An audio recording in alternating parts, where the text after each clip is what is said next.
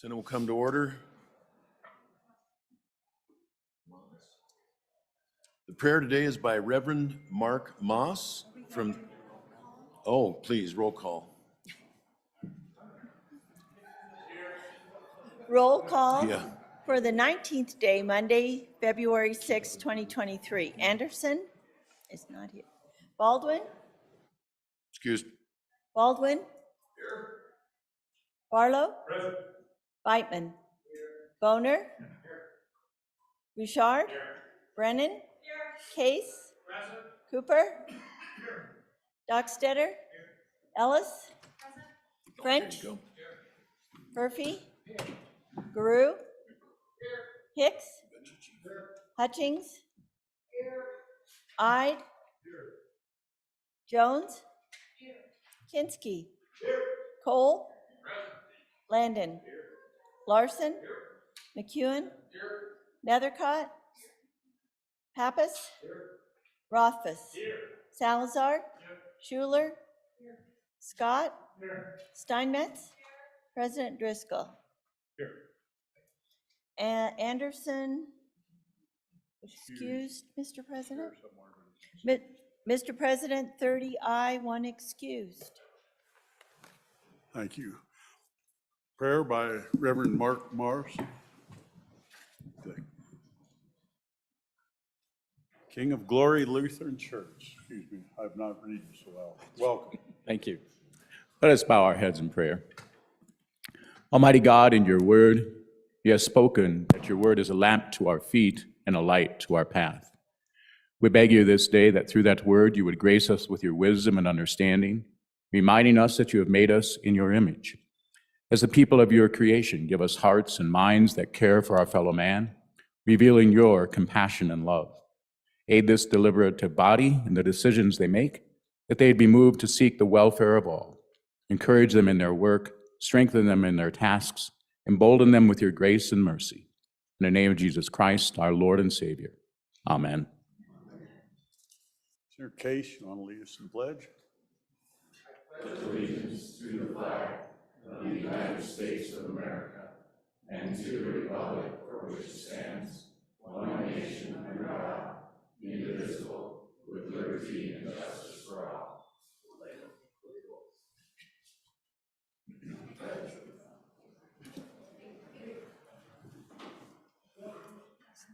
Reading, correction, and approval of the journal. Anderson's here now. Mr. Yeah, President. You played hooky. We about threw you out. We'll cancel the order to the Highway Patrol. Mr. President, your Journal Committee reports that the Journal of February 3, 2023 has been read and recommends that it be approved. Senator Larson, Chairman. Any objections? Being none, reports adopted. Doctor of the Day, same one we had for the last 4 days. Today in Wyoming history. Bill is introduced by Fremont County representatives to erect an agricultural college in Lander, 1903. Kindness keeps us grounded and relatable to all people as we soar to the heights we're reaching for professionally and personally. Adrienne Bankert. This is the last day for Committee of the Whole in their origin, so if we don't get through Committee of the Whole, they're pretty well done.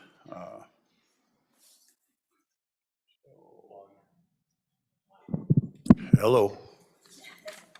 All right, Senator Lummis sitting there somewhere? She's not here yet. Wow, look at that. I didn't see it. So they've got a speech written for me. I'll read it and then I'll do mine. So it's a great honor and privilege to welcome back Senator Cynthia Lummis to the Wyoming Legislature. Prior to being elected to the U.S. Senate, she served 8 years in the U.S. Congress, 14 years in the Wyoming Legislature, and 8 years as Wyoming State Treasurer.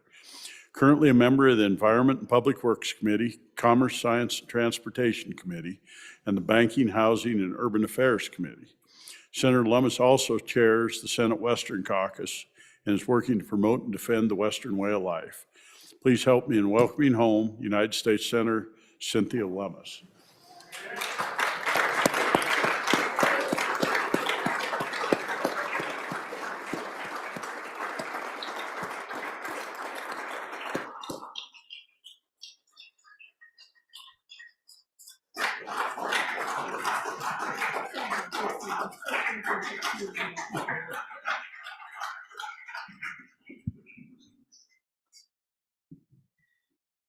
Mr. President, may I have the privilege of the floor? You may. It's such an honor to be with you and to be back in this chamber.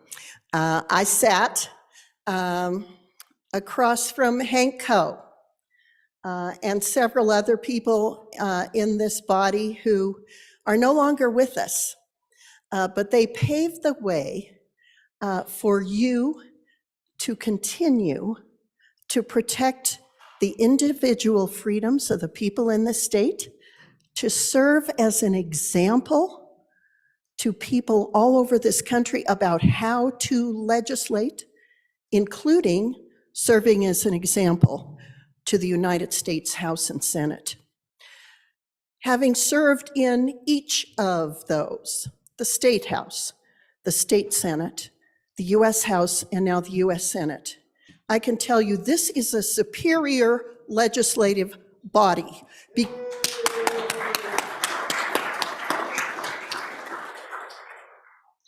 You have real debates where you persuade each other, where you listen to each other, where you amend legislation to make it better. That doesn't happen in the US House and the US Senate. It's because of that that you produce a superior legislative product. The work of this legislature would stand up to any legislative body, not only in the United States, but around the world. Your work in the area of digital assets is the global model for how to legislate on digital assets. When I visit with people from around the world about their work in digital assets and forming a basis for regulating digital assets in their countries, they all know Wyoming law. They all hold it up as the example of how to legislate. Australia, the European Union, England, Switzerland, some of them are ahead of us in legislating in this area, but they all know about Wyoming law. When you look at what happened with FTX last year, that could not have happened legally under Wyoming law. That could not have happened because you legislated a superior product. Your thoughtful deliberation about issues like that set an example that allows me to, as your member of the US Senate, to take your legislation and use it as a national model, which it is. Senator Kirsten Gillibrand of New York and I have sponsored the Responsible Financial Innovation Act, which in a piecemeal basis, I believe, will become the model for legislating in digital assets in the United States. We take the US's regulatory regime for commodities and securities, and we lay digital assets over that. Bitcoin is clearly a commodity. Most of the rest of the digital assets are securities, or we created an in-between category called ancillary assets to deal with those that are not clearly a commodity or a security. We're dealing with stablecoin legislation and watching what you do with stablecoin legislation, because we know that your model also will require that it be backed by 100% hard assets. These are ideas that you all came up with, and you were able to convince each other is the right way to go. And that's why this is such a superior legislative body. I want to commend you, and I'm also going to cut it short because when I was on my last day of Committee of the Whole and I was in this body, I didn't want anything to interfere with our progress to get as much good legislation through as possible. I commend you for your service. I thank you for your service. I'm proud of your service. I'm proud of you. I'm proud of your service in this body and the superior way with which you conduct yourselves. And I'm proud of the Wyoming legislature and our great state of Wyoming. Thank you so much.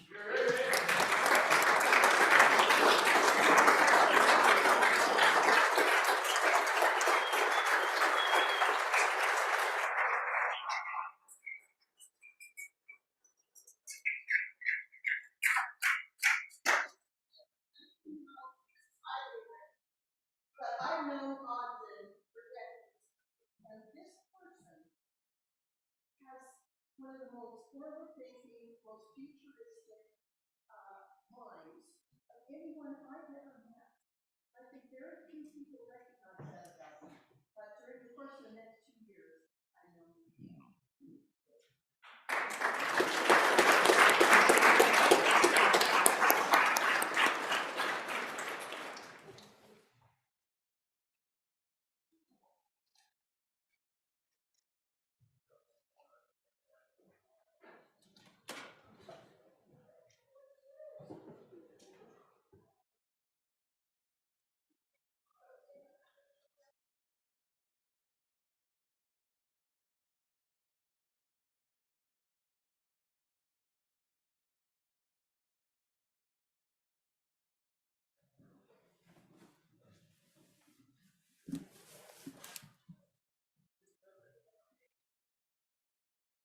Senator Rothfuss.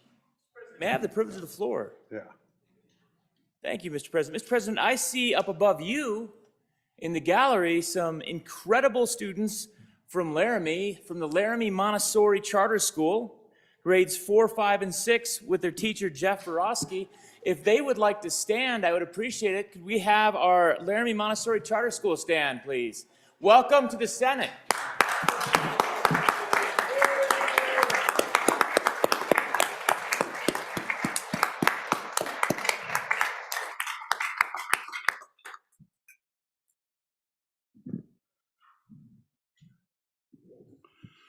Okay, everybody, I've got another quick one wasn't on. We have the State Officer Team for the Future Business Leaders of America, FBLA, joining us. And it so happens we have Phoebe Albright and Larkin Williams. And Larkin is the daughter of J.D. Williams from the House. Outstanding people, great organization. And I'd like to ask Larkin to come up and say a few words if she'd like to real quick. You're following our U.S. Senator, so it should be easy. Great. Welcome. Mr. President, may I have privilege of the floor? You may. Thank you. Mr. President, honorable senators, staff, and friends, thank you for giving me this opportunity to address you today. I am Larkin Williams of Lusk, Wyoming FBLA State President. I am accompanied by Phoebe Albright, Wyoming FBLA State Secretary. Future Business Leaders of America is a nonprofit educational organization whose first chapter was established in 1942. This organization has since grown to encompass over 250,000 members nationwide in high schools, colleges, universities, career and technical schools, and private business schools. FBLA is a professional business organization dedicated to bringing business and education together in a positive working relationship through innovative leadership and career development programs. Our members perform community service activities and strive to build a student's understanding of the realities of the modern business world. FBLA teaches middle school and high school students basic business and leadership principles and helps university, college, technical, and business schools students to make the transition from school to work. This year, February 5th through the 11th, is National FBLA Week. I love my responsibilities as Wyoming FBLA State President. Leadership at the high school level is very pure and refreshing. One of the reasons for this is the absence of politics in our elections and the absence of politics in our service. Our leaders and our members strive to accomplish our mission free from the influence of politics. The members that I serve are very grateful for my work and very gracious when I fail. I understand that this era in my leadership experience won't last forever, and so I am enjoying it while it lasts. Wyoming has a proud tradition of practical, realistic, civil leadership. Sadly, it seems that this style of leadership is falling out of fashion in other areas. As I close my remarks today, I will leave you with a Wyoming lesson. As I drive down the road this Wyoming winter, I am very careful to keep centered in my lane. I have been stuck a time or two when I get too close to the edge of the road. Every time I see a car in the snowbank or some crazy tracks off the road, I'm reminded, the closer I am to the middle of the road, the farther I am from the ditch.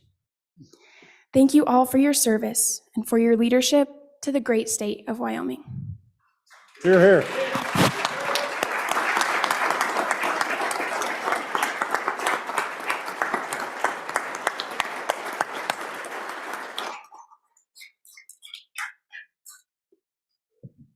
Thank you. We're honored to have you here today and everything. JD, step up to Senator Steinmetz's mic and give us a word or two. This is words of the wisdom, and I happen to know that you know where the center of the road's at. I've kind of followed you around a little bit. Welcome to the Senate. Thank you. I don't have anything to tell you that you don't know already.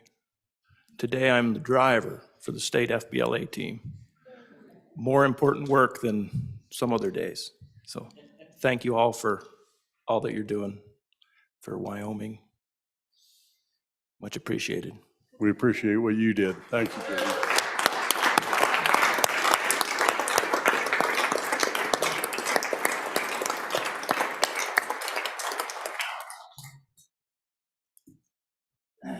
Thank you.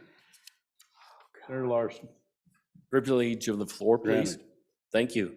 I'd like to introduce my Park County School District #1 trustees and superintendent. They're over here and happy that they're here to join us. Welcome.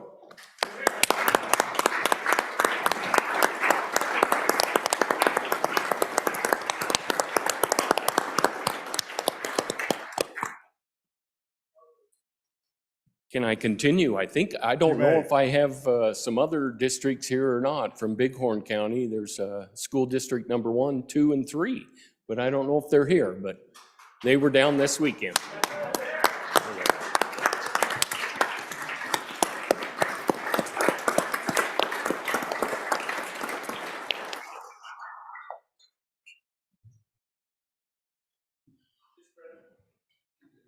Senator Rothfuss. I have the privilege of the floor. Granted. Well, I think more broadly, it's not just a few districts we have here today. I think this is Wyoming School Board's Appreciation Week. They're down here visiting us in the Capitol from all over the state. We've got 48 school districts around the state. Hopefully we've got representatives of all of them, and many of them are in the balcony right now. We know that they're hardworking on behalf of our students throughout the state. They're locally elected, and I'd like to welcome all of them that are here today and that will be walking through the building to the Senate. If we could welcome them, give them a big Senate welcome. Thank you, Mr. President. Here.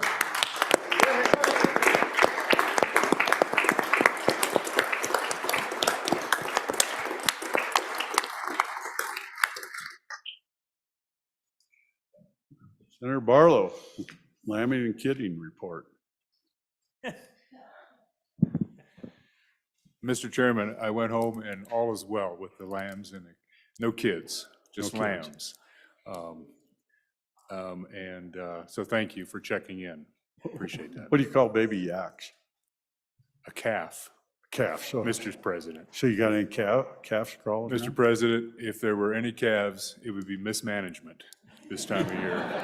And Mr. President, I should also admit that the lambs right now, that is also mismanagement, Mr. President.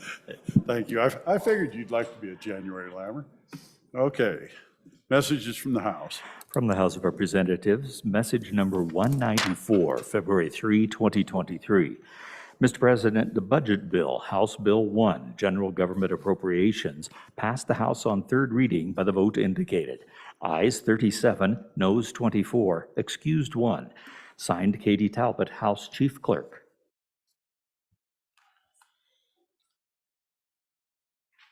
Committee reports. February 6, 2023, Mr. President, your committee number 4, Education, to whom is referred House Bill 29, Community College Funding Distance Education Credit Hours. Respectfully report same back to the Senate with the recommendation that it do pass. Ayes, Senators Beitman, Brennan, Rothfuss, Scott, and Steinmetz. Senator Scott, Chairman. February 6, 2023, Mr. President, your committee number 4, Education, to whom was referred House Bill 28, engrossed, Community College Capital Construction. Respectfully report same back to the Senate with a recommendation that it do pass. Ayes, Senators Beitman, Brennan, Rothfuss, Scott, and Steinmetz. Senator Scott, Chairman. February 6, 2023, Mr. President, your committee number 10, Labor, Health, and Social Services, to whom is referred House Bill 19, State Indian Child Welfare Act Task Force, respectfully report same back to the Senate with a recommendation that it do pass. Ayes, Senators Baldwin, Barlow, and Dockstader. No, Senators Bouchard and Hutchings. Senator Baldwin, Chairman. Thank you. Senator Baldwin. Without objection, I would like to re-refer House Bill 19, State Indian Child Welfare Act Task Force. There is an appropriation. I would like to refer that to our Appropriations Committee. Without objection, so ordered. Introduction of the House Budget Bill. House Bill 1, first reading of the bill.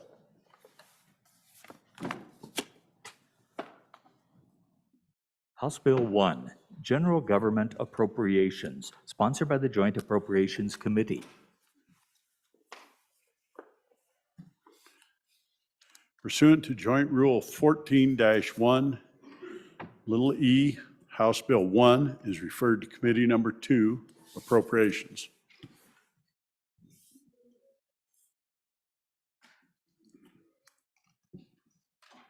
Bills on third reading and final passage. Mr. Majority Floor Leader, do we have a consent list?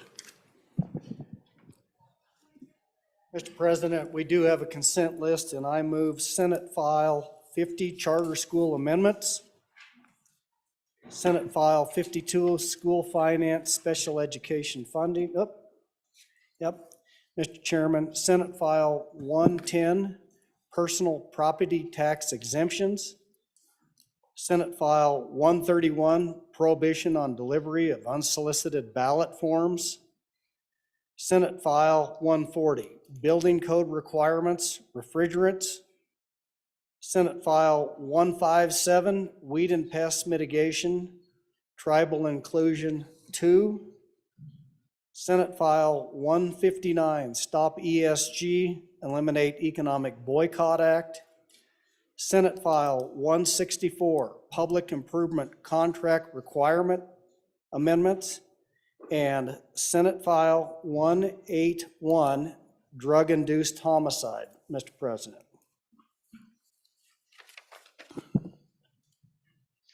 Would anyone like any of the bills removed? Senator Case. Yes, Mr. Chairman. Senate File 110, Personal Property Tax Exemption, and Senate File 159, Stop ESG, Eliminate Economic Boycott Act. Anything else? Senator Scott. Mr. President, Senate File 50, Charter School Amendments, we may need a conforming amendment. I ask it be laid back. Without objection, it'll be laid back. Removed from it. Thank you. Okay. No one else. Okay.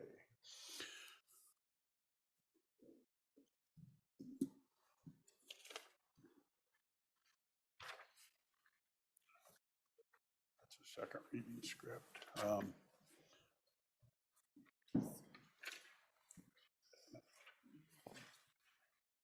We're on third reading consent.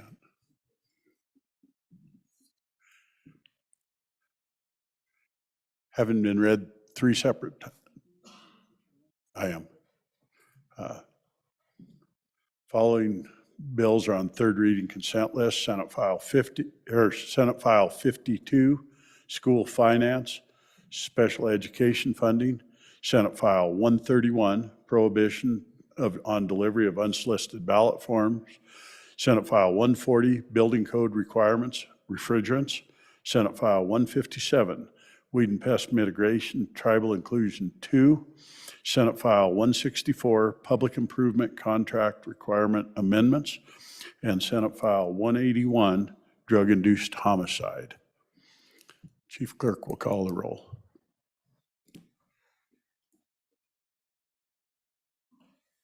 On the consent list, Anderson? No. Baldwin? Aye. Barlow? No. Beitman? Aye. Boner? Aye. Bouchard? Aye. Brennan? Aye. Case? Aye. Cooper? No. Dockstader? Aye. Ellis? Aye. French? Aye. Furphy? I, Guru. I, Hicks. I, Hutchings. I, Ide.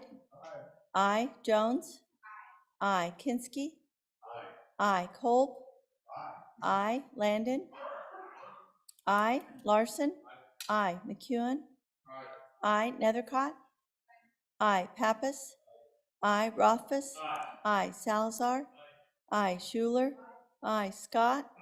I, Steinmetz. I, President Driscoll. Aye. Aye.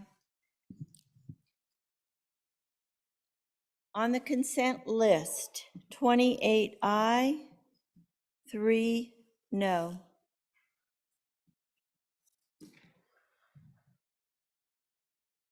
Senate File 52, are there any changes?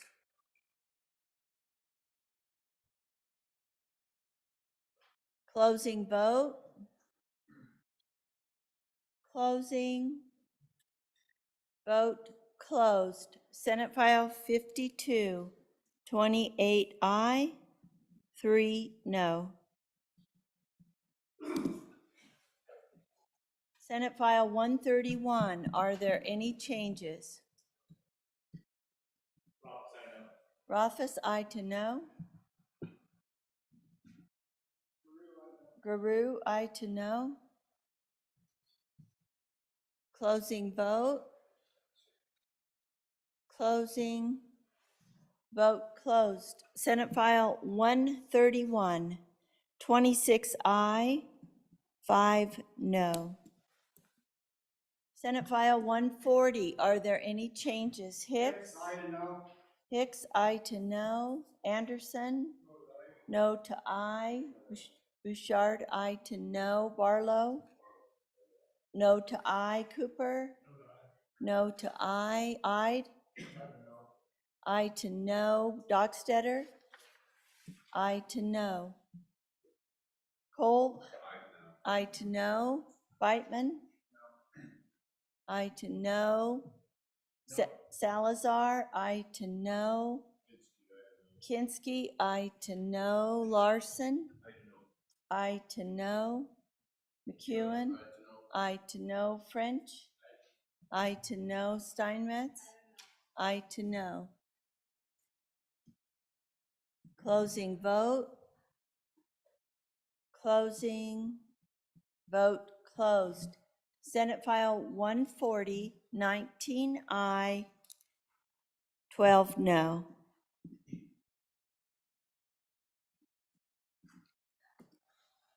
Senate File 157, are there any changes? Anderson? No to aye. French? Aye to no. Barlow? No to aye. Ide? Aye to no. Cooper? No to aye. Closing vote. Closing. Vote closed. Senate File 157, 29 aye, 2 no. Senate File 164, are there any changes? Barlow? No to aye. Cooper? No to aye. Close. Anderson? No to aye. Closing vote. Closing. Dockstetter conflict. Dockstetter conflict. Closing vote. Closing. Vote closed. Senate File 164, 30 aye, 1 conflict. Senate File 181, are there any changes? Anderson? No to aye. Case? Aye to no. Rothfuss? Aye to no. Aye to no. Nethercott? Aye to no. Cooper? No to aye. Guru? Aye to no. Closing vote. Closing. Vote closed.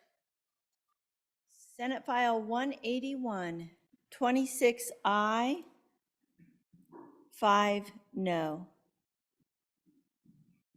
By your vote, Senate File 52, School Finance, Special Education Funding, Senate File 131, Prohibition on Delivery of Unsolicited Ballot Forms, Senate File 140, Building Code Requirements, Refrigerants, Senate File 157, Weed and Pest Mitigation, Tribal Inclusion 2, Senate File 164, Public Improvement Contract Requirements, Amendments, and Senate File 181, Drug-Induced Homicide, have passed the Senate. Bills on third reading.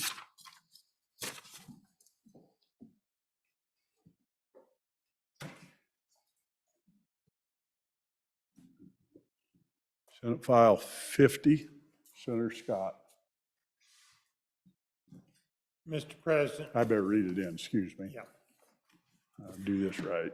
Senate File 50, Charter School Amendments, sponsored by the Education Committee, an act relating to charter schools. Senator Scott.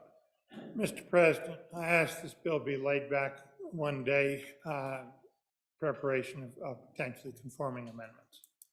Without objection, so ordered. Senate File 110, third reading of the Senate file.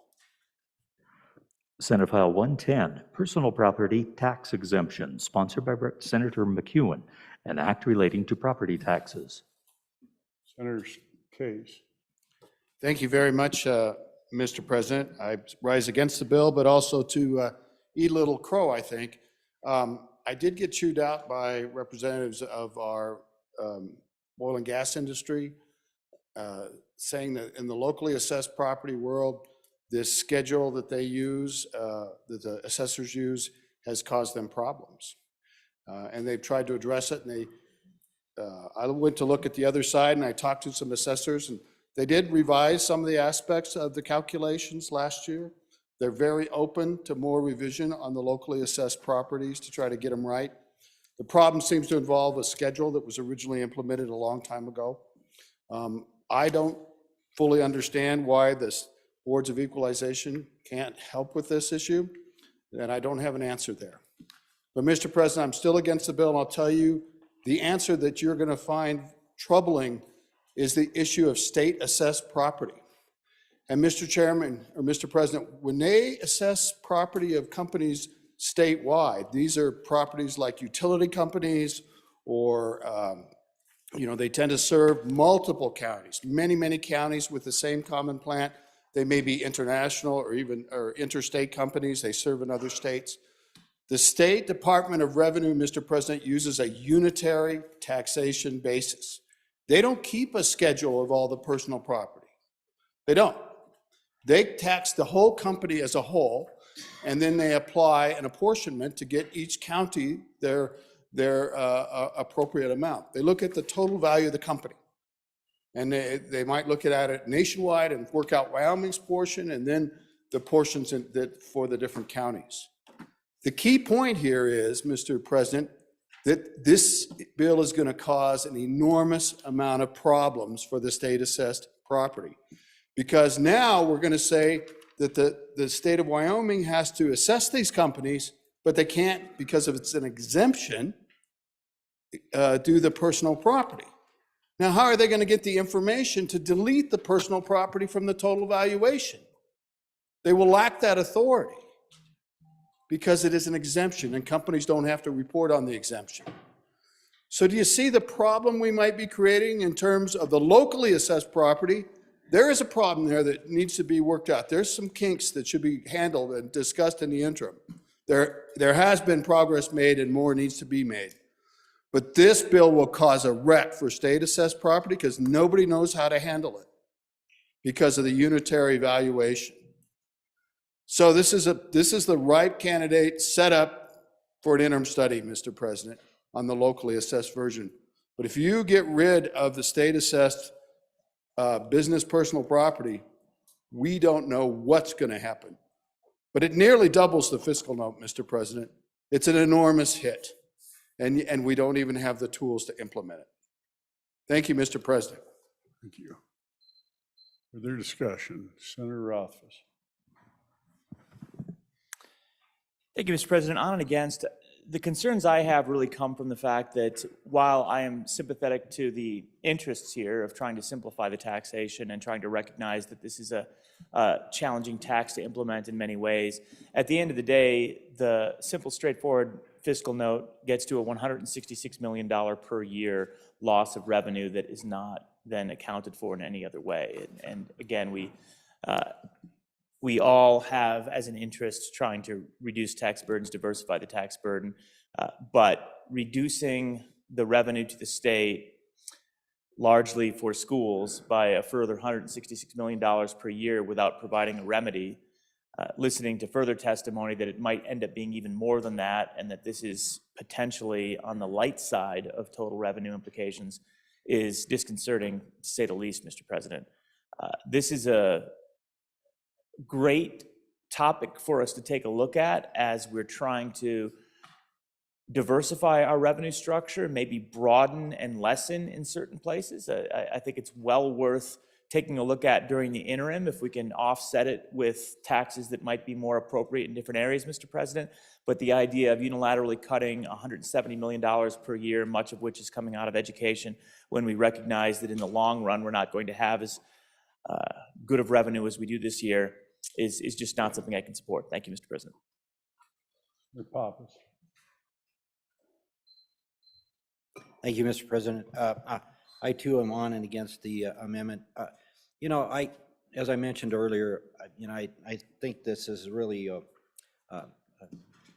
bad tax, and we really do need to get rid of it eventually, but only in light of broader tax reform in this state. It's the only way we can do it. It's taxing. It's a tax that is very hard to administer. It's a tax that frankly hits our industries that are already taxed heavily, but the income that it produces is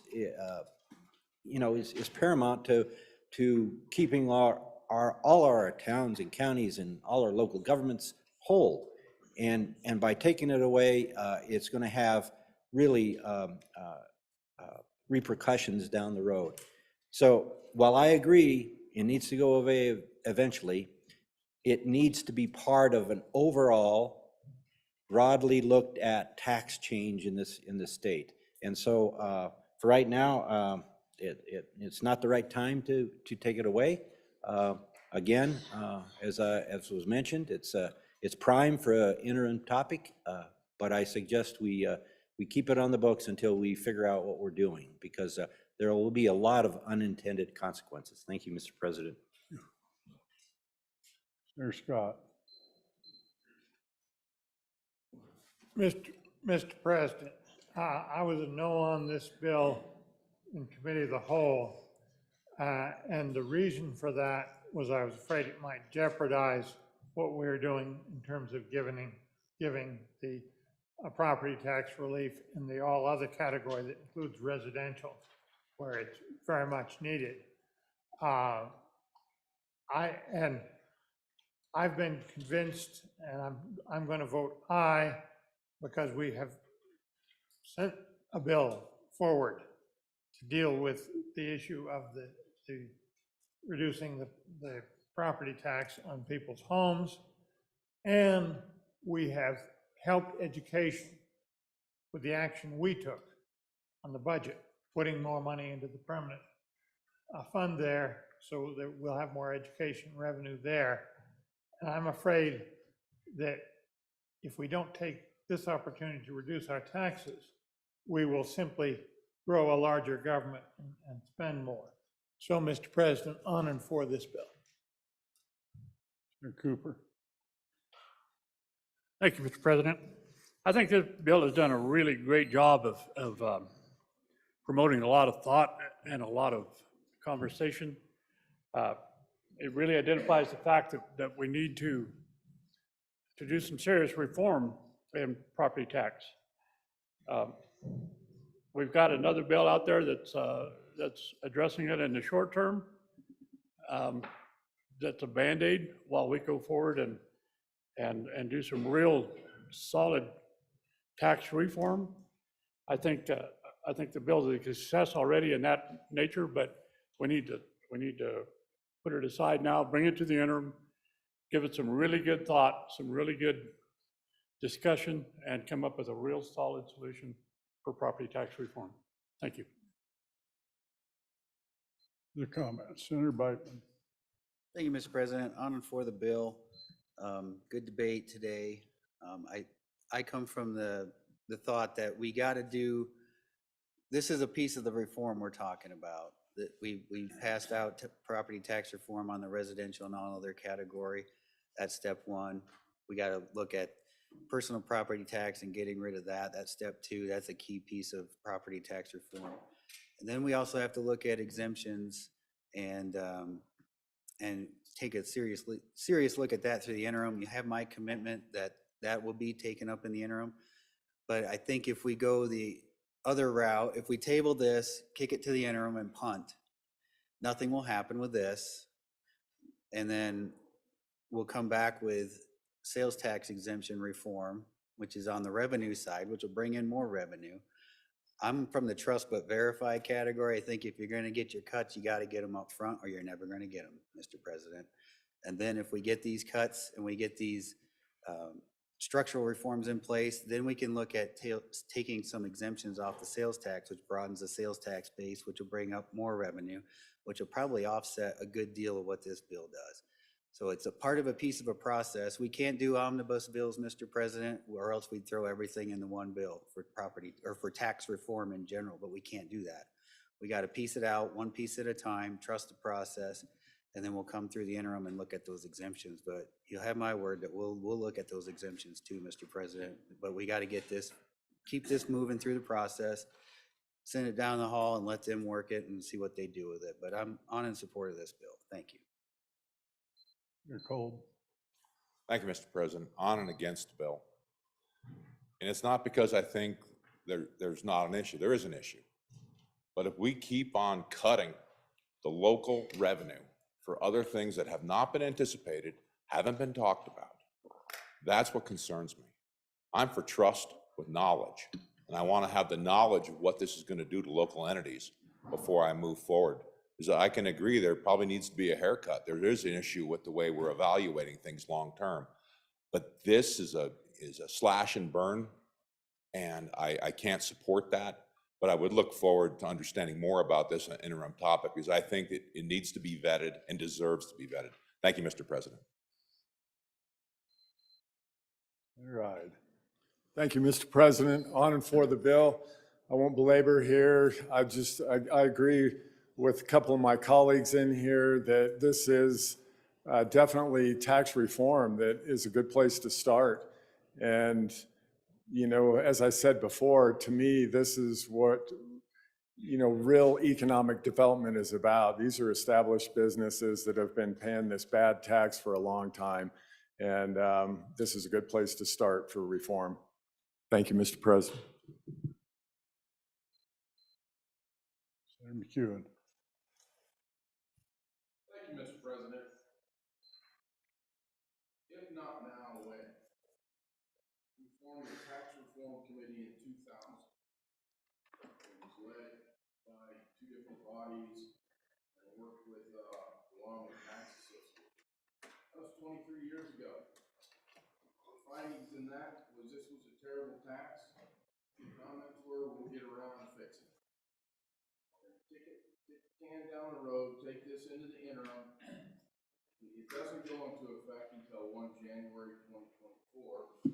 And this truly is tax policy. It's reform versus relief. Tax as it stands now is inequitable. It taxes lower income businesses at a higher rate. It's unstable. It depends solely, or not solely, but greatly on what happens in the extraction industries, and it lacks balance, quite frankly. Our extraction industries pay the lion's share of this. It also leads to huge volatility. So right now it looks like on average it'll be about a 7% cut. sky is the fall. We can replace that in the interim. Believe it or not, I heard they don't know what assets we have. I fill this out once a year. Down to the staplers and shares. I'm paying taxes on a stapler that's 10 years old. A meat grinder that's 35 years old. At 7.9 times percent its original value. There is no way to fix this. It's gotta go away, and then we gotta figure out what we're gonna do on more tax policy if we need to replace the revenue. But at the end of the day, once again, this isn't tax relief. This is tax reform. This is getting rid of a hugely broken, rotten, dirty, nasty tax. And everybody in this room agrees that it's not fair. Yet, we don't want to do anything about it until we can figure out how to replace the revenue. I want y'all to really think about that. Sometimes you have to have a problem to fix the problem. And yeah, this is going to create a problem that's going to need fixed. But if we don't, we will continue to do what we do. Talk about it in the interim, get another study going, do another reform committee, and then come back and say, well, at least we kept the revenue. On and for the bill. Thank you, Mr. President. Mayor Pappas, your second time. Yes, Mr. President, for my second time. Thank you, Mr. Chairman. I have to push back a little bit from the good gentleman from Campbell County.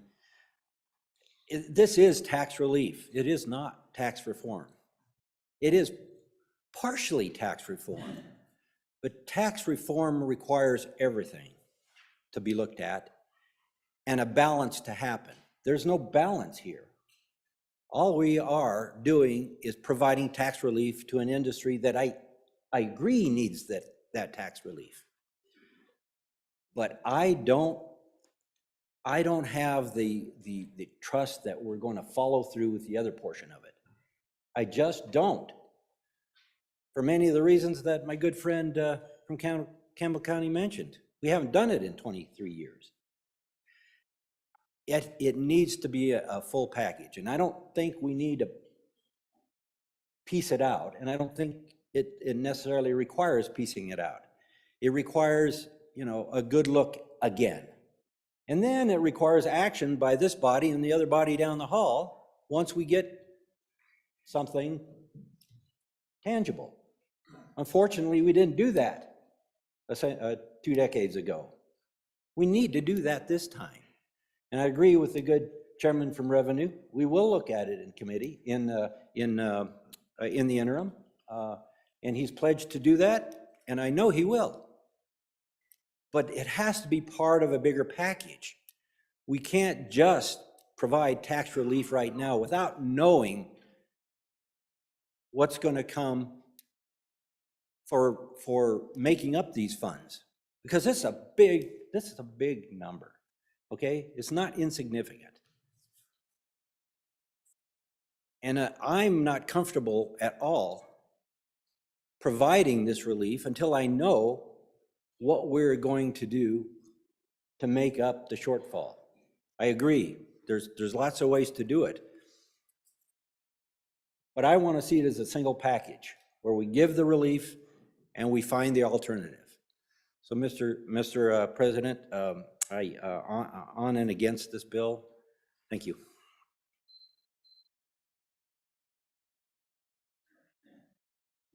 Mayor French. Thank you, Mr. President. On and for this bill, when I started farming 49 years ago, I bought a very nice tractor, very good tractor. And any of you that are in the ag will understand this. It was a 4430, very good tractor. And I have paid taxes on it every year. And I still use that tractor. And I will, in May, pay my first half of the taxes again on that tractor. So, it's been a long time and a lot of taxes on that tractor. Thank you. Mayor Case, your second time. Thank you very much, Mr. President. Mr. President, there's a basic misunderstanding running around right now about what the county assessor does in their implementation of taxes for this kind of property and how the State Department of Revenue taxes the same property. And Mr. President, this would give, you can't treat locally assessed property very differently than state assessed property. You can't. That's very constitutional. The constitutional doesn't say anything about local and state assessed, Mr. President. It just talks about property. And the third class of property is all other property, real and personal. Now I'm going to give you an example of a state assessed property. Let's pick an electric power utility. Pick the biggest one, or your cooperatives, they're still taxed. All these utilities, Mr. President, actually I don't know how the taxes work for the cooperatives off the top of my head, but huge amount of plant and equipment. Very few, when you look at it, not much real property, to be honest. Most of the plant and equipment, the power lines, the towers, the distribution network, transformers, those are, Mr. President, business personal property. You don't have to fill out a schedule. The big utility doesn't fill out a schedule with the Department of Revenue and say, we put up this transmission tower in 1942 and blah, blah, blah, blah. They don't do that. It's assessed on a unitary basis, the entire value of the utility. For utilities, it's very easy because between the federal reports and the state reports, we know the value of the company. In fact, they're regulated and we provide a rate of return on it. That's why we can assess electric utilities statewide.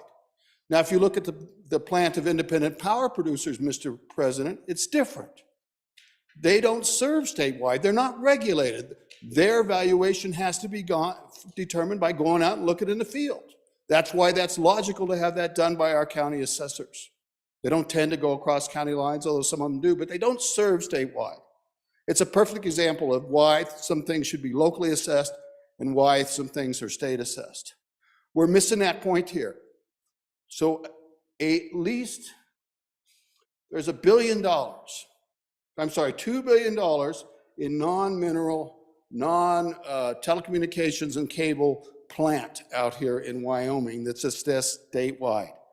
Probably half of it would be business personal property. Things like a railroad car. They don't fill out a form on a railroad car, but it's included in the valuation of the company. And since they don't fill out the reports, we assess on a unitary basis. When we have to give them the exemption, we don't know what to do. I guess we're going to have to ask him what you have and subtract it from the total valuation. So all of a sudden, you're going to be valuing for the first time an enormous amount of plant and equipment separately.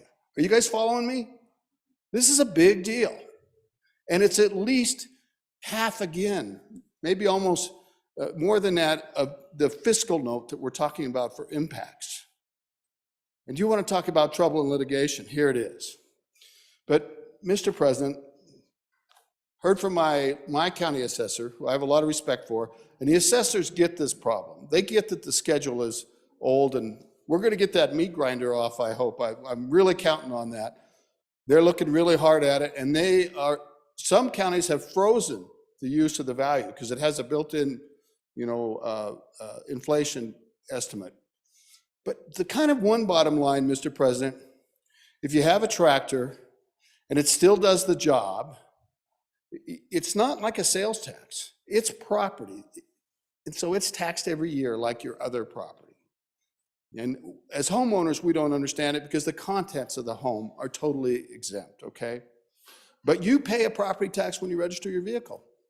And I have a very old vehicle. I'm still paying property tax on that. That's part of the motor vehicle. They collect it, or the county collects it, but it's part of the fees. This is just a bigger wreck because we don't understand it. I'm not arguing about fairness, but I do think that our mineral industry is here because the minerals are here.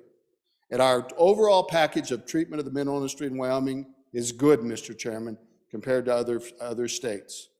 But I'm arguing this is unadministrable and will cause a big wreck, and we don't even understand the difference between state assessed and locally assessed property. Thank you, Mr. President.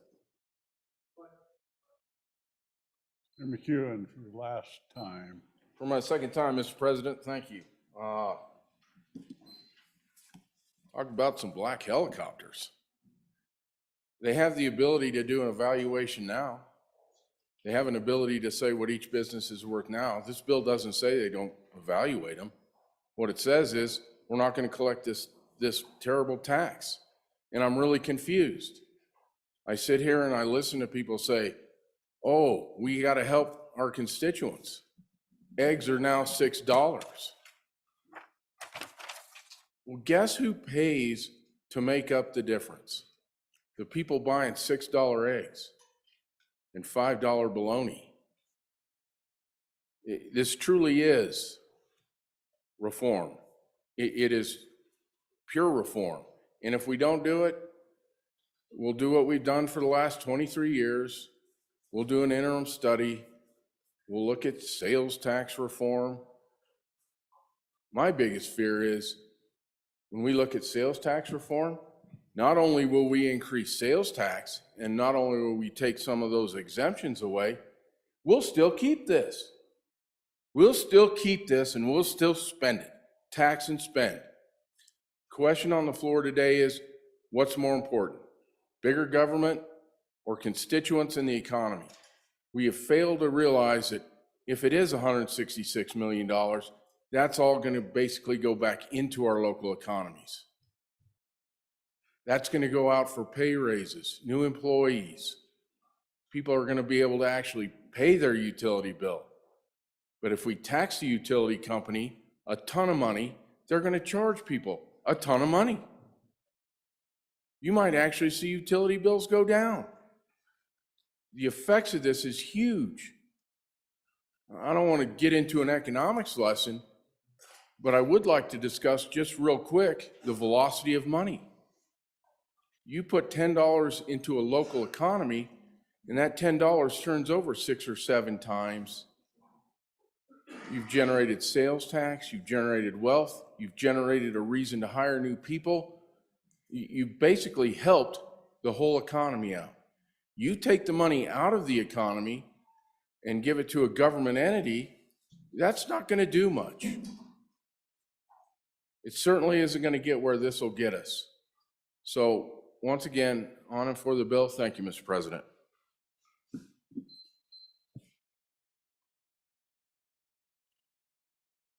Having been read 3 separate times, the question is, shall Senate File 110, personal property tax exemption, pass the Senate?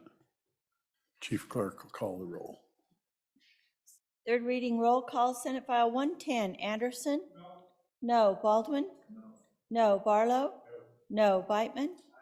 Aye. Boner? No. Bouchard? Aye. Brennan? Aye. Case? No. Cooper?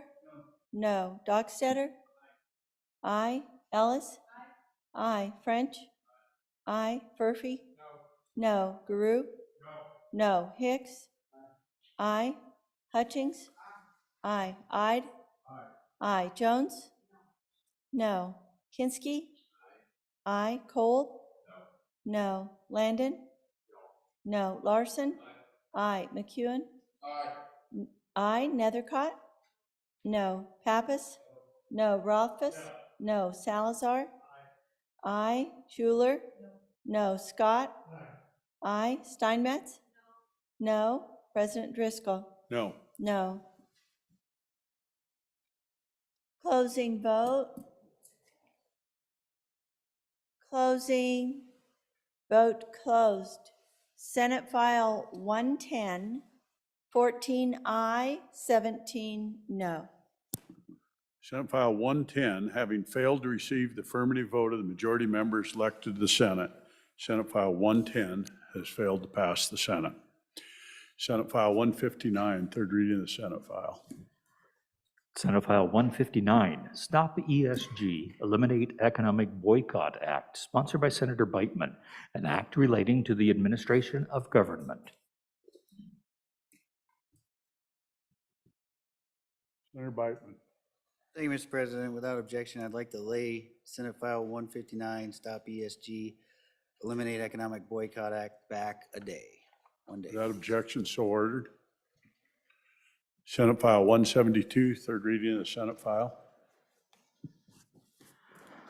Senate File 172, Stop ESG State Funds Fiduciary Duty Act, sponsored by Senator Beichman, an act relating to the administration of government. Senator Biteman. Same thing, Mr. President. I would ask that Senate File 172 be laid back one day. Without objection, so ordered. Senator Dockstader, can you come up?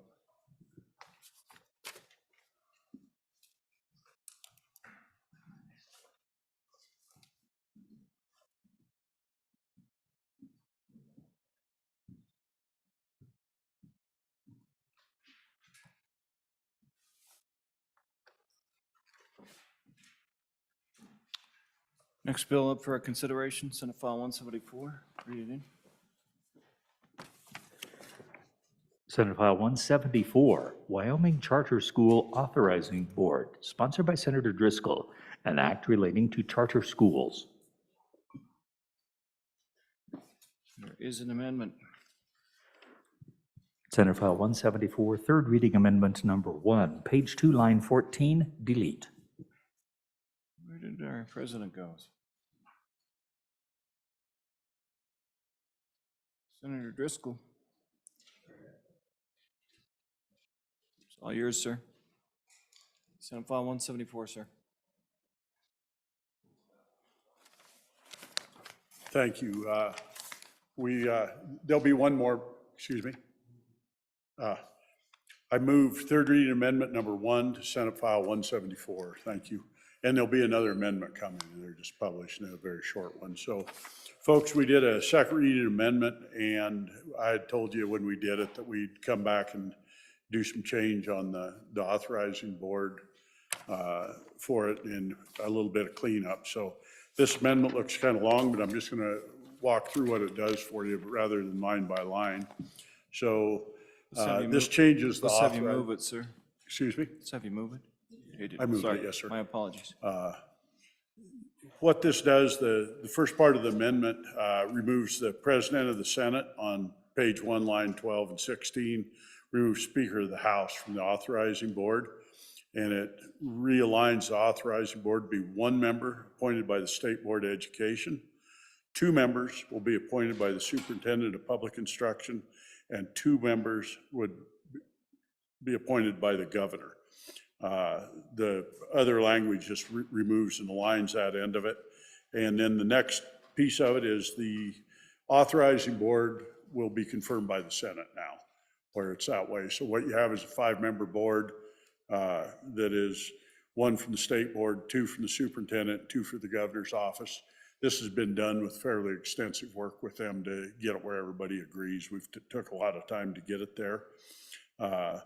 Then the rest of the bills are basically renumbering and conforming to bring it back in. And then on the last page of your amendment on the back, what it does, it inserts the language that says that district charter school by mutual agreement may fund the charter school through a specific budget for the school. We have agreements right now between districts and charter schools that make sure that those agreements can stay in place. So we're not trying to affect anything that's currently there for the charter schools. And that's what it does. That puts us back in order and pretty good shape on the thing.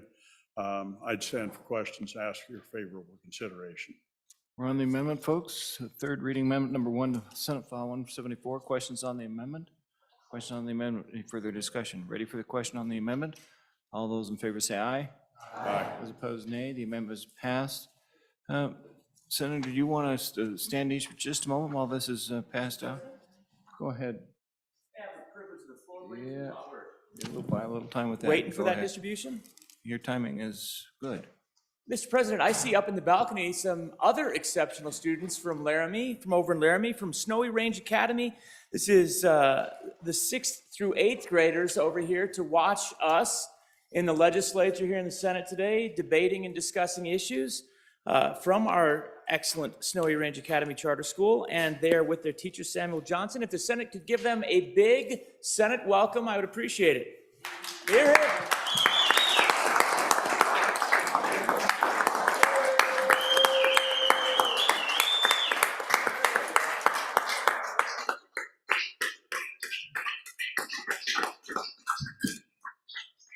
Welcome to the Senate, exceptional students from Laramie. Do you have any other introductions while we get this passed out? Any more privileges? Okay, give us just a moment. We're almost there with those.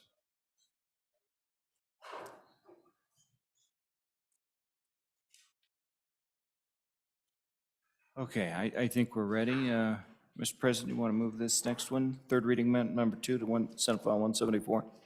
Randy, read. Oh, read it in, please. Senate File 174, third reading amendment number 2, page 5, line 14, delete. Mr. President. Thank you, Mr. Chairman. I move third reading amendment number 2 to Senate File 174. This is the last piece of the cleanup on it that came back that we got asked about. First part of it is a delete and inserts a new section, which is the last of the end.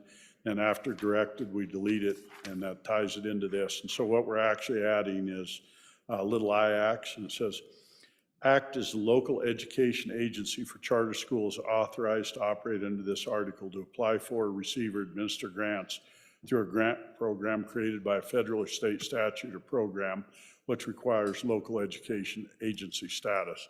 That merely makes it where they act the same as your local school board in the case that they're able to accept these type deals.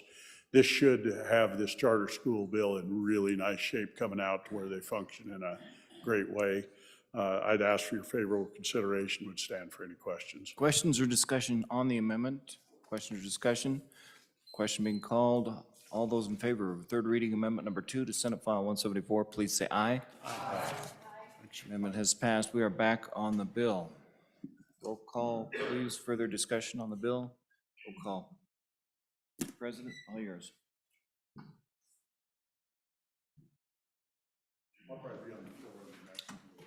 Okay. All right, roll call. Roll call, Senate File 174. Anderson? Aye. Baldwin? Aye. Barlow? No. Beitman? Aye. Aye. Boner? Aye. Bouchard? Aye. Brennan? Aye. Case? No. Cooper? Aye. Dockstetter? Aye. Ellis? Aye. French? Aye. Furphy? Aye. Guru? No. Hicks? Aye. Hutchings? Aye. Ide? Aye. Jones? Aye. Kinsky? Aye. Cole? Aye. Landon? Aye. Larson? Aye. McEwen? Aye. Nethercott? Aye. Pappas? Aye. Rothfuss? No. No. Salazar? Aye. Aye. Schuler? No. Scott? Aye. Steinmetz? Aye. President Driscoll? Aye. Closing vote. Closing vote closed. Senate File 174, 26 aye, 5 no. Having received the affirmative vote of the majority of members elected to the Senate, Senate File 174 has passed the Senate. Next bill up for consideration, Senate File 11, Senate Resolution 11. Please read it in. Senate Joint Resolution 11, Convention of States, sponsored by Senator Larson. A joint resolution requesting Congress to call a convention for proposing amendments to the United States Constitution as specified. Thank you. There are no amendments. Senator Ide, go ahead, sir.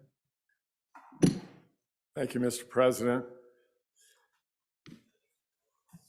This Convention of States, struggling with this. You know, many on both sides of the argument have the same objective. It's a tough one, but there's a book, I don't know, a lot of you in this room have probably read it. It's called The 5,000-Year Leap. So the subtitle on that was... Be careful about proper names, sir. Oh, I'm sorry. Excuse me, go ahead. Mr. President. Anyway, the subtitle on that was Miracle That Changed the World. Those were our founding documents.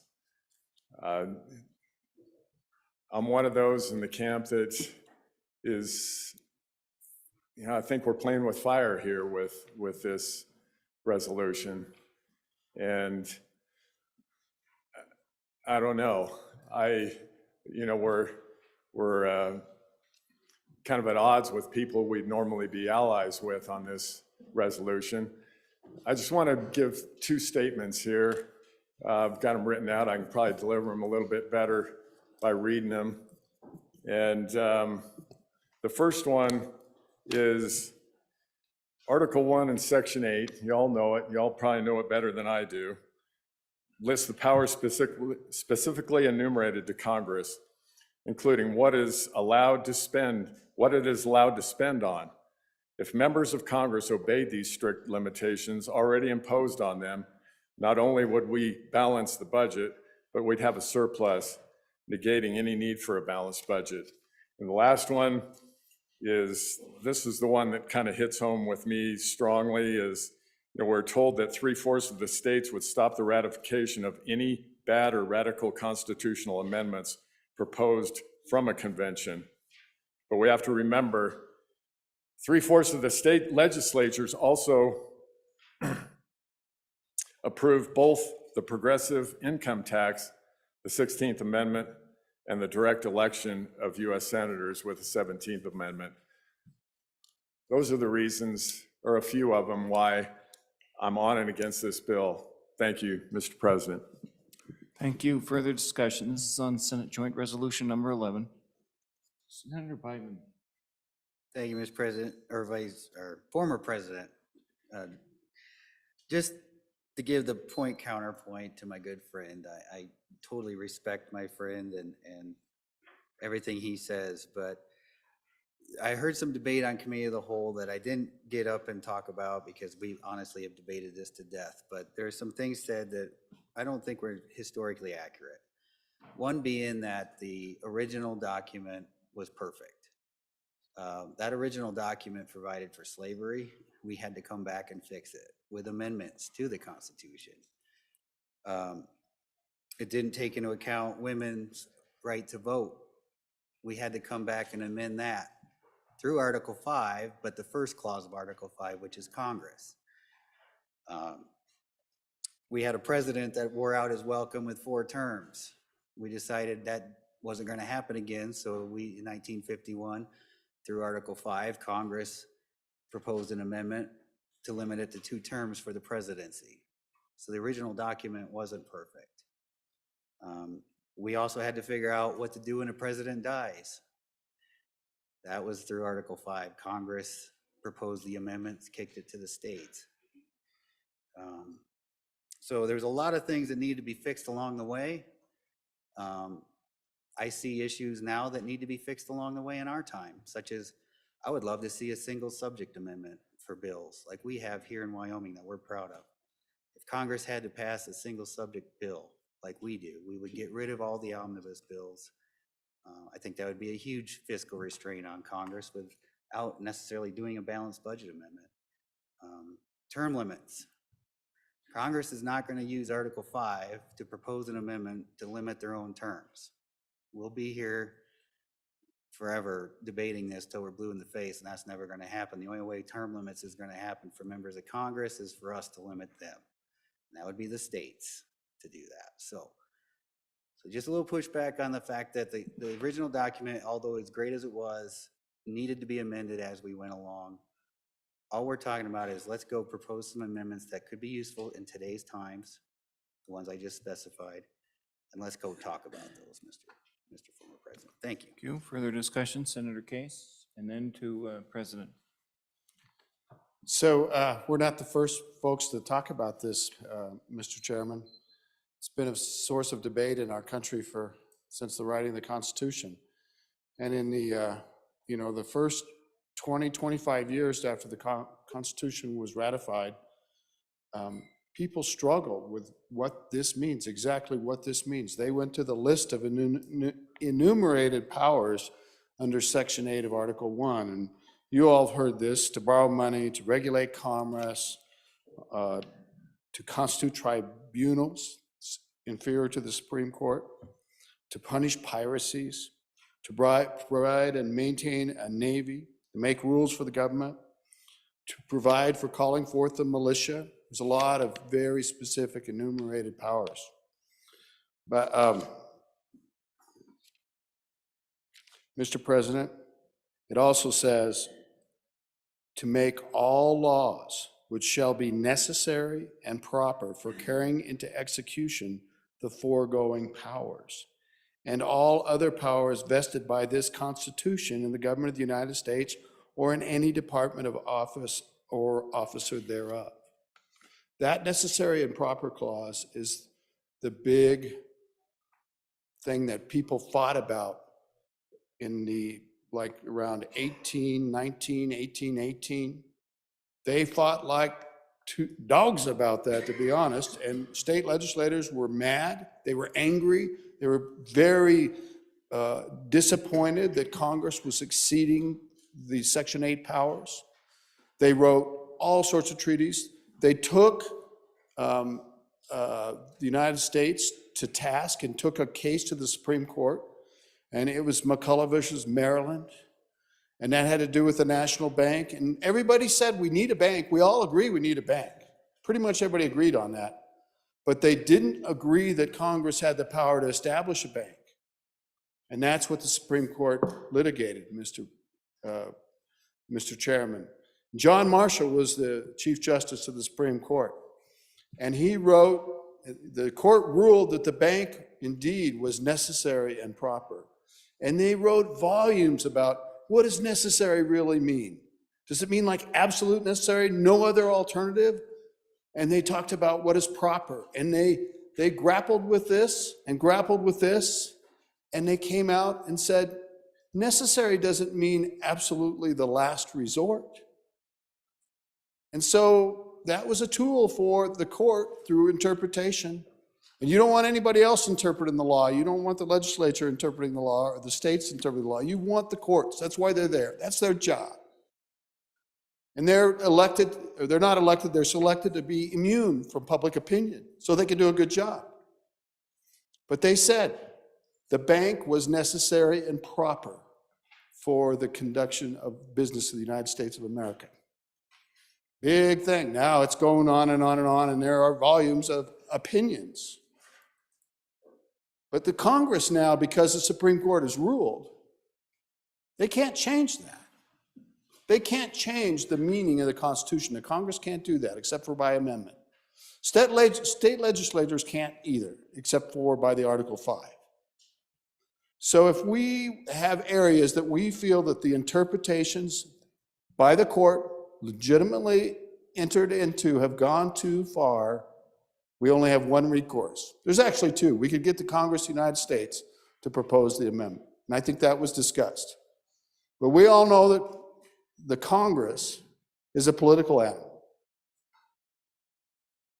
Just by its nature, it is. So, Mr. Chairman, I think it comes down to the powers given in Article 5 to our state legislatures. We need to do this. We are mighty because we constitute one of 13 states that could say no. And I have no doubt that that power will be used mightily and wisely. But I also think this exercise would be very good for the United States of America. We talk about our founders. We talk about what government should and should not be doing. And we would realize that in delegates appointed by state legislatures all across our great land, a true rebirth of the country, Mr. Chairman. And so I'm encouraged by this, and I thank you for your indulgence. Thank you, Senator Case. Okay, let's go over to the president. President Driscoll. Thank you, Region on and for, and I'm not going to hash out. We've been through this back and forth a whole lot. I won't say a whole lot other than to say, for any of you that challenge whether it's there or should or shouldn't be, I encourage you to go read the Federalist Papers and read the Constitution. It's called Article 5 for a reason. The people thought it out very, very well. And it's not just an article that got stuck in there. There was extensive debate of why it should be there. And it's there for exactly what's happening right now. The entire country, I don't care what side you're on, feel like they've lost control and the federal government's out of control. They're not going to control themselves, folks. They are not going to control themselves. So you can go back to the example I made. You can either sit here and wait until we crater and hope for the best, or you can actually make an effort to change something. And without an effort, you can be assured of the same outcome. We'll have a wreck. Maybe our form of government survives, maybe it does not, but we will have the wreck. If you've been watching what's going with the debt, there's a little fight going on right now. Mr. Chairman, it's pretty much a given that we're going to go till we hit the wall. The only stop is going to be when the states stand up and fight for what they believe in and what their people believe in. That's what this does. So you can either do nothing and wait for the wreck, or actually try to do something affirmatively to correct a wrong. And I encourage you to correct the wrong. Vote yes. Thank you. Further discussion, back to the floor leader, then up to Cole. Senator Cole, let's go with the floor leader first. No, it looks like he just deferred to you, so Senator Cole, it's yours. Thank you, past President. I'm going to stand up here and take a little bit different tact. This is a vehicle for change. I mean, we talk about, oh, you know, people aren't doing what they're supposed to be doing at the federal level. The place is on fire. And here we are trying to deal with something that won't change by their acts. This is a vehicle to have change. I'll propose that the mere fact that enough states sign on to this convention of states will in fact entice the federal officials to do something, because they absolutely will not want us to take charge. So this is a vehicle for change, either directly or indirectly. But it's a positive for us. It's a positive for us to talk about what we don't like about the federal level, because we can pontificate about what they're supposed to be doing. And I agree with what people have said. They are supposed to be doing that, but obviously that is not working. And it's a fool's errand to continue to do the same thing over again, expecting a different result. So if you want change at the federal level, this is our vehicle. It's the first best thing that I've come to understand in front of us, and I support this. Thank you, Mr. Past President. Thank you. Back to the floor leader. Prime sponsor, be thinking about if you want to speak. Go ahead, Mr. Floor Leader. Yeah, Mr. Chairman, I think it's only right and proper that we should debate this issue here. No different than the original debate. So this came out of the Constitutional Convention. If you read the minutes from that, and in fact, it went on, and James Madison penned in Federalist number 43 the purpose for the Article 5, in which he said, we can't foresee the purposes for which the Constitution doesn't understand today and for what trials that you may have in the future. But he also penned and says, it is an immutable truth that we've made it very difficult to amend the Constitution, but yet we must provide an opportunity for those cases for when the states, not the general government, compelled to do so, Mr. President. So we go on and we look at Federalist number 85, penned by Alexander Hamilton, and he reiterates the need for Article 5. But Mr. Chairman, this debate didn't start here. It started in 13 houses in the original 13 colonies to ratify the Constitution of the United States. And I guarantee you, if you go back and read those debates, they were robust. They talk about the need for Article 5. We're an extension of those original conversations and those original debates, and those founders in each one of those states that ratified the Constitution felt compelled, Mr. President, to include this as a provision for a time that they knew they could not foresee the difficulties that were going to be faced with the general, what they call the general government or the federal government, and provided that vehicle. But it is a very difficult vehicle to use, Mr. President. So I just think we need to understand that this has been well debated. This is the original debate. Thank you, Mr. President. Thank you. Further discussion? Let's go Rothfuss and then to Larson. Go ahead, Senator Rothfuss. Thank you, Mr. Chairman. On and against the bill. It is an interesting debate and one that I appreciate us having. But there are some assumptions that go into this debate that lead to the support for an Article 5 convention that I don't know that they're sound. One of those is that there is universal agreement on specific amendments to the Constitution that would solve these problems that we see. We have a near 50-50 split that's heavily polarized. There's a lot of acrimony at the national level, a lot of debate. It doesn't seem to me, Mr. Chairman, that the core problems that we're facing right now stem from constitutional shortfalls. I understand that everybody in here, if I were to ask for a list of complaints about the Constitution, would be able to develop something, right? We've all got some gripes for the US Constitution in some way or another that we want to fix. The challenge is, if you do that survey all across the country, you don't get the same list. Our concerns about the US Constitution tend to also be political. We raise some of them in this chamber, some of those pass here, they don't pass elsewhere, but the idea that there's unanimity in desire to change certain aspects of the US Constitution underlies this belief that by simply calling an Article 5 convention, reasonable people will assemble, they'll put together a list of constitutional amendments, and then everything will go well. So even under the circumstance that we don't have anything to worry about a constitutional convention, that it won't go off into the weeds or off the rails or whatever the case may be, the reality is we have an expectation that since we haven't been able to solve all of our problems in any other way, that if we just get to the Constitution, we'll be able to solve them.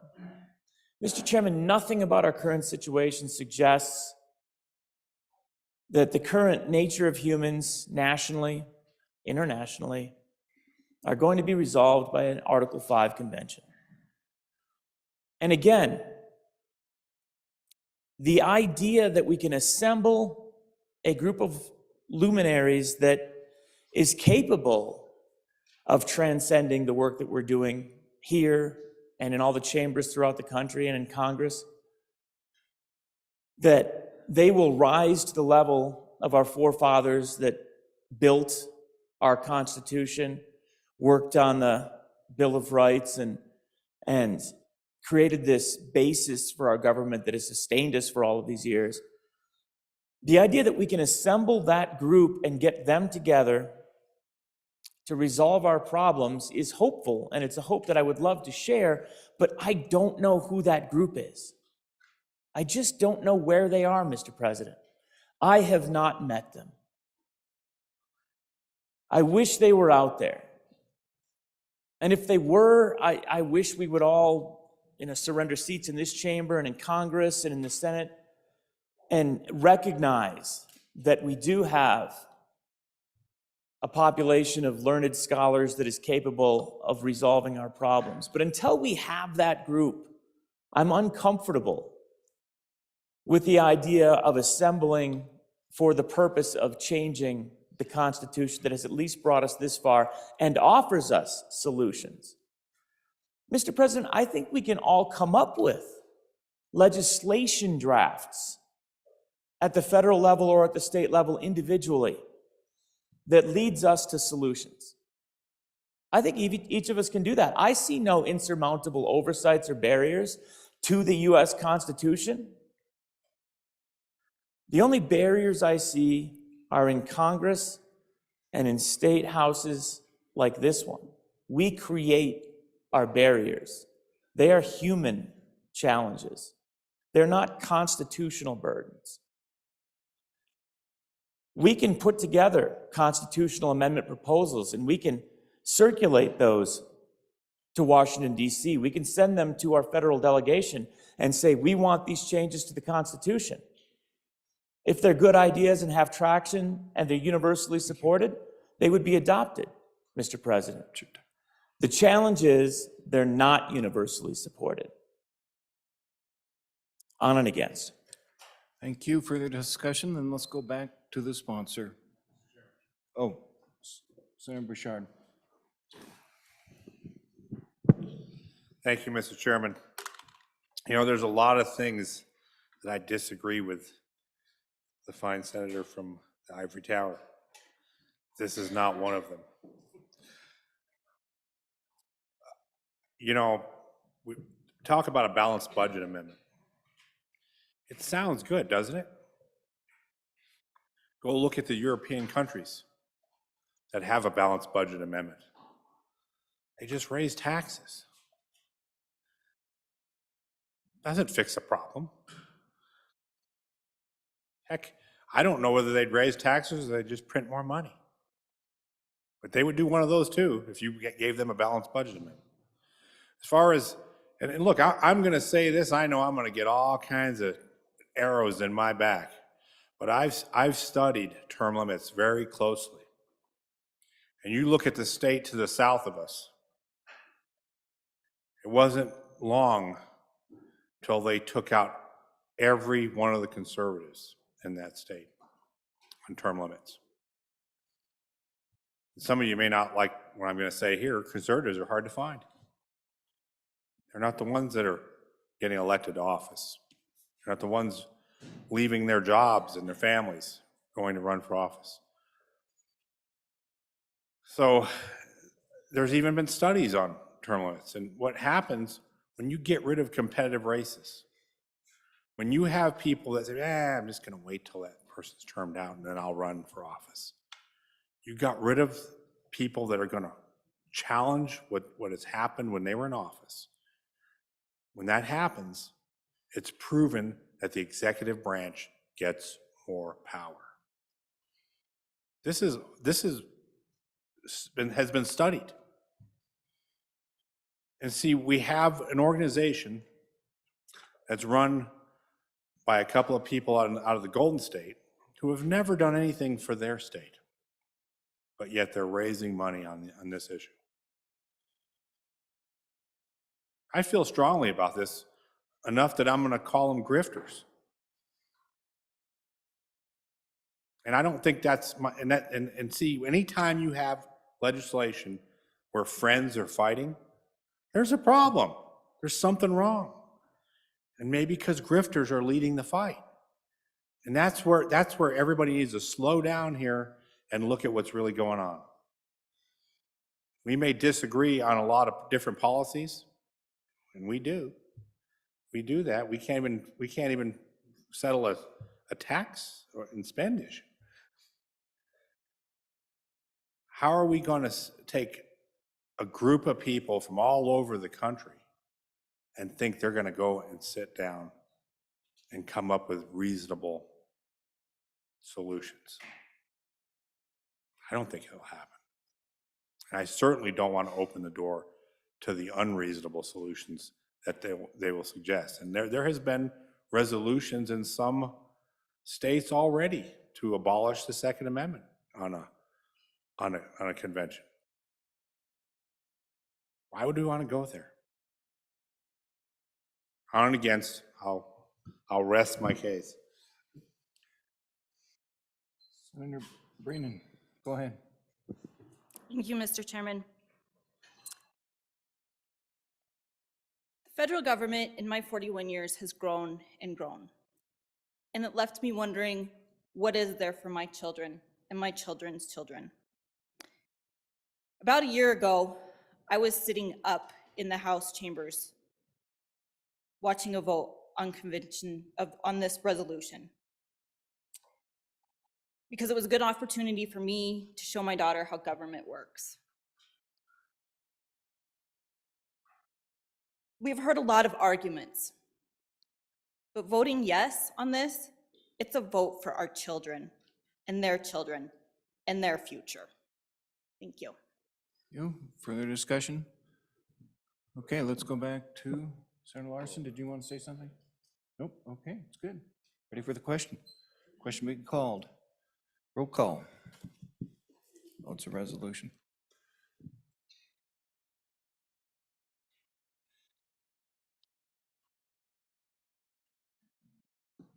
I've been read two separate times. The question is, shall the bill be read a third time? Here, go ahead and roll call. Senate Joint Resolution Number 11, third reading, roll call. Anderson? No. Baldwin? No. Barlow? Aye. Beitman? Aye. Boner? Aye. Bouchard? No. Brennan? Aye. Case? Aye. Cooper? Aye. Dockstetter? No. Ellis? French? No. Furphy? Aye. Guru? No. Hicks? Aye. Hutchings? No. Ide? No. Jones? Aye. Kinski? Aye. Cole? Aye. Landon? No. Larson? Aye. McEwen? No. Nethercott? Aye. Pappas? Aye. Rothfuss? No. Salazar? Aye. Schuler? Aye. Scott? No. Steinmetz? No. Ellis? Excuse. Excused. President Driscoll? Aye. Aye. Closing vote. Closing. Vote closed. Senate Joint Resolution Number 11, 17 aye, 13 no, 1 excused. Having received the affirmative vote of the majority of the members elected to the Senate, Senate Joint Resolution 11, Convention of States, has passed the Senate.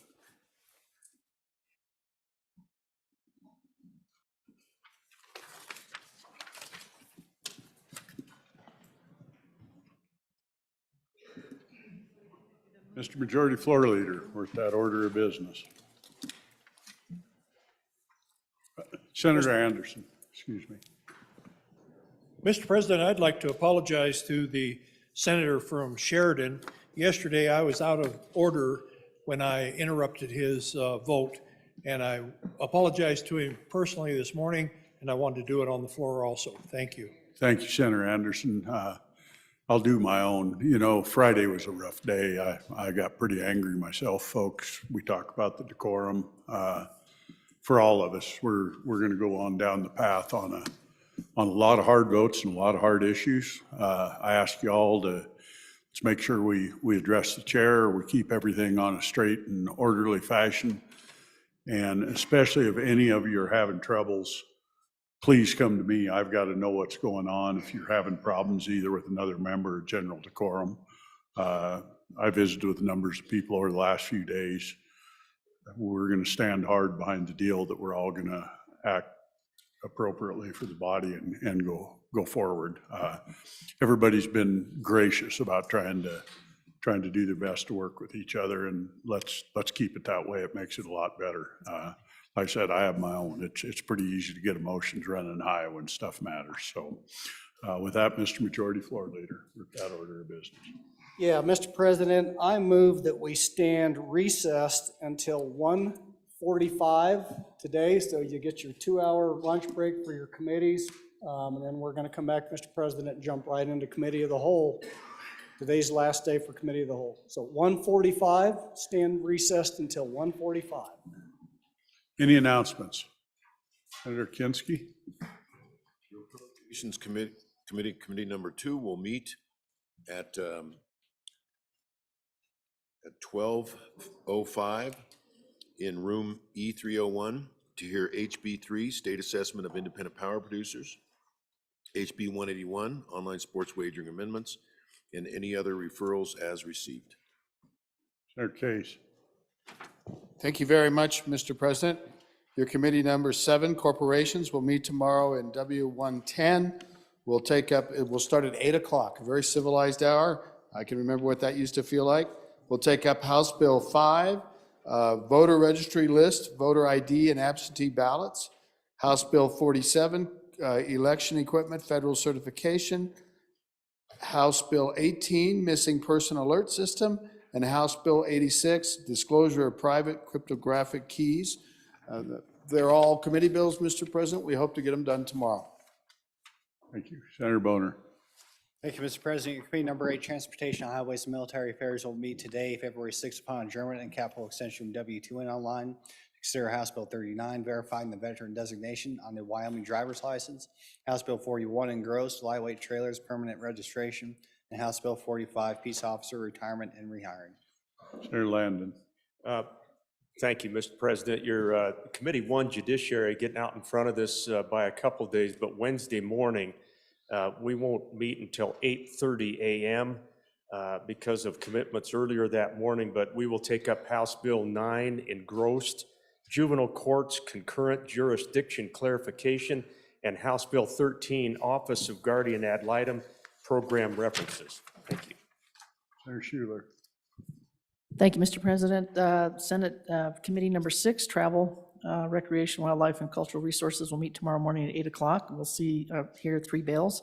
HB 10, County Officers Bond Amounts and Security Requirements. HB 12, Presumptive Child Support Amounts, Updated Tables. And HB 79, Voter ID, Concealed Carry Permit. Thank you. Senator Steinmetz. Thank you, Mr. President. Your Committee Number 5, Agriculture, State and Public Lands and Water Resources will meet tomorrow, Tuesday, February 7th, upon adjournment in room W2 and online to consider House Bill 93, Omnibus Water Bill Construction, House Bill 16, State Land Leasing Improvements, and House Bill 20, Land Exchanges Notice. Thank you. You've heard the motion. All those in favor say aye. Those opposed,